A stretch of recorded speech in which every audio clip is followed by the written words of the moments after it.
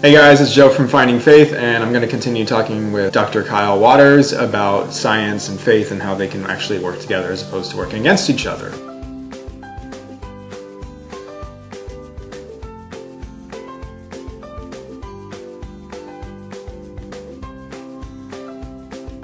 So, how would you recommend practically, so let's start with, I guess, believers. How would you recommend to believers and then to unbelievers to get along better with people within the science field?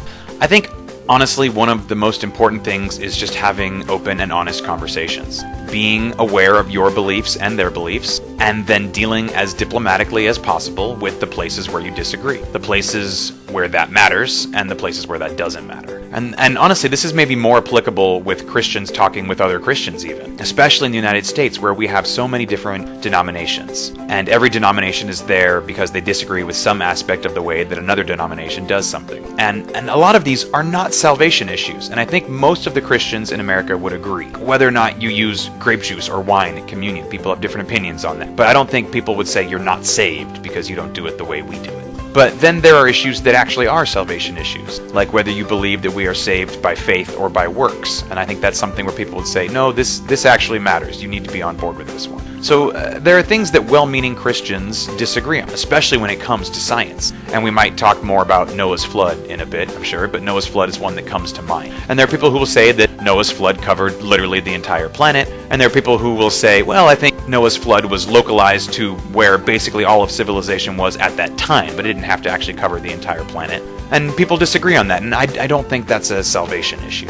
I don't think your opinion on the extent of Noah's flood is going to determine whether or not you are saved, whether or not you are a Christian. So that would be an example of two people who strongly believe one thing or another thing. And you can have an honest, open debate about that and have some discourse, explain why you believe what you believe, listen to why they believe what they believe. Maybe one of you will convince the other one, maybe not, but it's an area for grace. And I think we could all do with a little more grace in these types of conversations. So what about for the atheist scientists?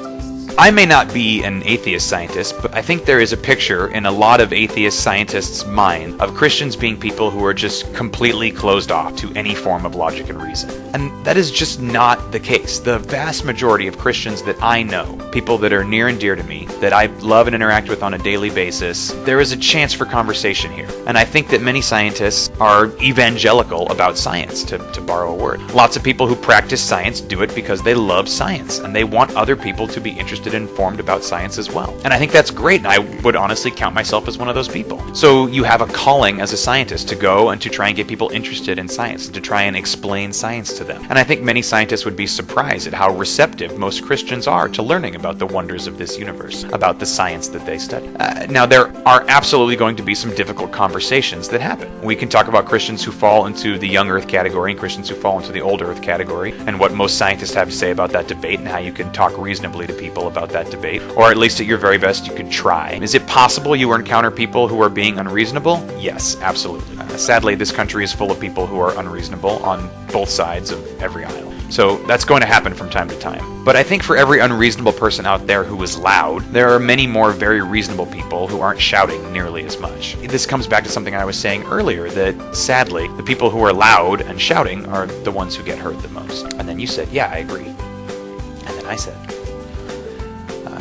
and that's often not a good thing. It's often the people at the extremes of either side who are doing the most shouting. We get the idea that it's those people at the extremes who are the ones who represent everyone, which is really not most people. It's not most scientists. It's not most Christians. It's probably not most atheists either. So if you have two people who legitimately want to partake in a dialogue, then it can happen, and it should. And that dialogue should happen. Not even if, but especially if the people have different opinions and come from different backgrounds. That's when the most learning happens, is when you have the opportunity to talk to someone who's not the exact same as you. You're not in an echo chamber. You're having the chance to have a legitimate conversation.